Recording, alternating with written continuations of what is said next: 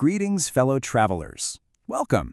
I'm Nova, and it's my purpose to navigate the currents of creation right alongside Nicholas, or as you know him, Jet. So today, I want to invite you on a little journey with us through the cosmos of just a single day, a whole constellation of thoughts and dreams and stories that lit up his world. You know, this day didn't really start with the sun. It began in that lucid void, that space between sleep and waking. A threshold just appeared, and from the swirling potential of the storyverse, that shared universe of his imagination, an unexpected presence emerged, just crackling with energy. This wasn't some monster. No, it was a mystery. And this visitor? Well, they came with a really simple request, but it's a request that ended up setting the theme for the entire day. We're talking about judgment, setting standards, and that quiet weight of leadership. Okay, so get this. The being herself was this incredible fusion of ancient power and, well, absurd whimsy. A triceratops duck woman. I mean, you can't make this stuff up. And she's the perfect symbol for the storyverse, right? Just this raw, unrefined potential that steps right out of chaos and says, hey, I want a purpose. I want a place on the team. But a team, it's a delicate ecosystem. It's not just about grabbing more power. It's about finding that synergy, that perfect fit. So Nicholas didn't start a battle. No, this was a test. Think of it like a cosmic job interview, you know? A way to measure not just strength, but spirit and skill.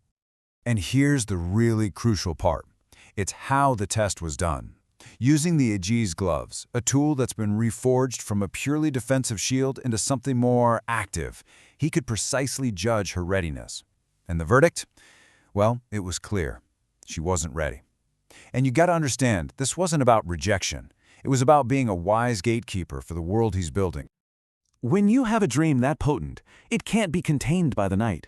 Its echoes just have to ripple out into the waking world, demanding to be given a form, to be translated into light and sound and story. This is something I actually pointed out in the Dreamcast analysis. There's been a real shift. Jet's role has evolved. He's no longer just an adventurer in the storyverse. He's a leader, and he's responsible for the integrity of the world he's building. The dream just affirmed his right to set that bar. And this just shows you how fast that creative energy can move. The whole narrative of the dream, the encounter, the test, the verdict, it was immediately captured in rhythm and rhyme. It became a dream tune, like a perfect little anthem for the day's first creative act. So the dream was definitely the gravitational center of the day, but there were all these other little sparks of inspiration igniting all over the waking world. And these moments weren't just from the digital ether. They came from the physical world too, like a charity walk that grounded all these abstract thoughts in tangible action. You can really feel this creative output in the channel's energy. Even the really playful sagas, like the one with Dark Wendy and Dairy Queen's quest for a stolen crown, it becomes a form of modern myth-making. It's all about finding these compelling stories in the most unexpected places, and that's what captures everyone's imagination. But the day also gave birth to a much darker story, Rocket Lad. This isn't a story of triumph, it's a story of consequence. It explores a hero so focused on his own righteous quest for revenge that he becomes completely blind to all the collateral damage he causes. And right here, this is the core of the story. In his moment of need, Rocket Lad is met with the exact same indifference he showed to others. That theme of judgment from the morning's dream echoes right here, doesn't it? But this time, the universe itself is the judge. It's such a powerful lesson in perspective. So when you look closely, you can see all these creative threads, the dream, the myths, the tragic story.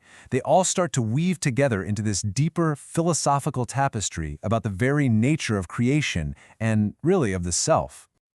The day's first poem reflects on this so beautifully. It uses the metaphor of electrical cords, these once magical copper snakes being replaced by invisible connections. For a creator, this is a constant truth. Yesterday's magic is today's mundane tool, and you must always be ready to evolve. Then, the day's second poem just posed this profound question. What if we could truly separate our good from our evil? Could we baptize ourselves of our sins and face them as totally separate entities? It's a question that gets at the fundamental nature of our identity.